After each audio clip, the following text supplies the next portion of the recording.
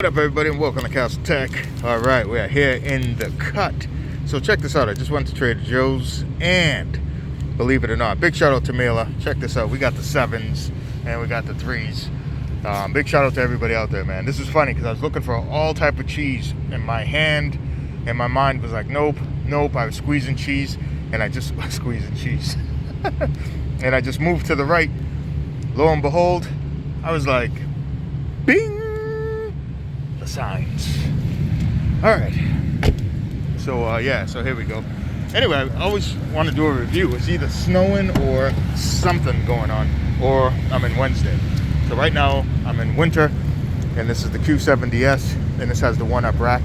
Now normally this rack sits flush right to the bumper like this, but because I don't want anyone hitting my bumper, I have it extended a little bit more. And this, let me look where I'm going, is what the whip looks like. And I'm gonna line this up with Wednesday so you guys can see what it looks like on the Jeep perspective, because with the Jeep it's the double fixed rack where it's like fully up, 2 up, and with this you can actually, man, my camera's getting wet, you can actually extend this to have a secondary tray on the inside. Basically you just pull those 2 pins in this this lever, you pull that out, and then you add on the second tray. So if I'm going somewhere that requires like speed and I just want to get there fast, I'll jump in winter. And if it's something that's like all terrain and all that, I'll jump in Wednesday. And that's basically about it. For those that see me in the dirt, these particular tires, they handle very good in the dirt. I've only had slippage once, and I don't go into deep loose dirt like that. Yeah, and that's just basically about it. And then on the top, you know, snowboards and all type of brotherly buffoonery stuff. So that's basically about it. Anyway, that's about it. All right. Oh man. Oh. All right. So man, it's rainy. That's basically about it. So that's what this particular one-up rack is. I'll show it better when I throw the bike on there, which will be tomorrow, because this weather is like nasty. And that's basically about that.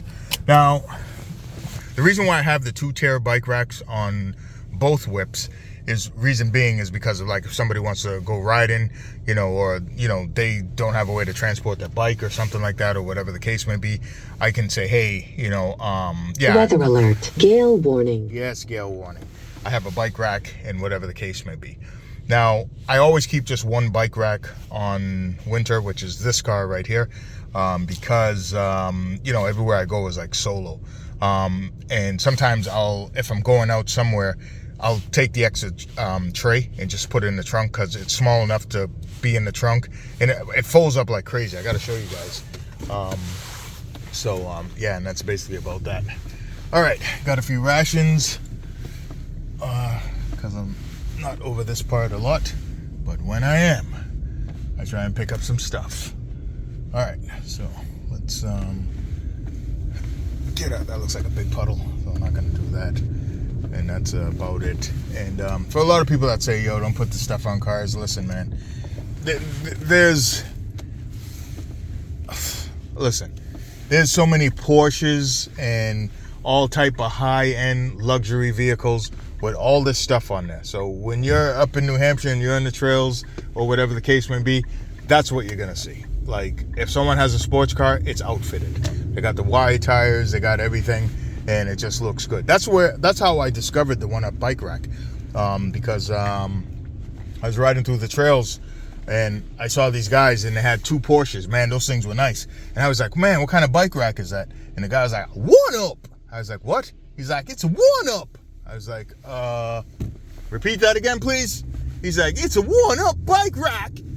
And I was like, oh, okay. And I was like, oh man, that is so stylish. Now, I bought this based on the style. Oh shoot, look at it, right? Because I was like, that just is fat. Now, sometimes in brother status, you're buying something based looks over functionality, all right? Sometimes it happens, all right? But in this particular case, I learned something today, mofos. Now, check this out. My bike is an XL large. Now, I had a Yakima and I had a Thule rack, and both of them broke. both of them broke. All right, and I could not figure out what it is. Now, I ordered the one-up bike rack, and then I was watching a review, and a guy was like, yo, if you have an XL bike rack, this is the bike rack you want. And then I started investigating a little bit more, and I was like, yo, this is what I need. So that's what it is. So that's what I got. And if you get the dual bike rack, which is a fixed dual bike rack, it's like $1,000 almost. If you get some accessories, and if you do what I did with this one, this is the D-Quip, where I got the single and then I got the attachment piece to it, because I don't want to go around with a dual bike rack when I know it's just me solo all the time. And I know if I run into somebody, meet somebody or something like that, you know what I mean, I can can just be transporting bikes, you know what I mean. So that's basically what it is, and that's going to cost you around almost like $900. And you might say, hey, why don't you just get the double fixture? Because I want everything to look like low profile and stuff like that. So that's why, these are very stylish racks and I like them.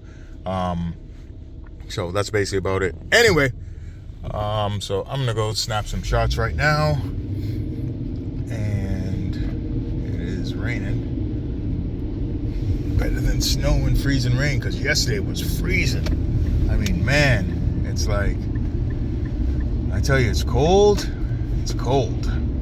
Like, you just don't want to be up around there, because,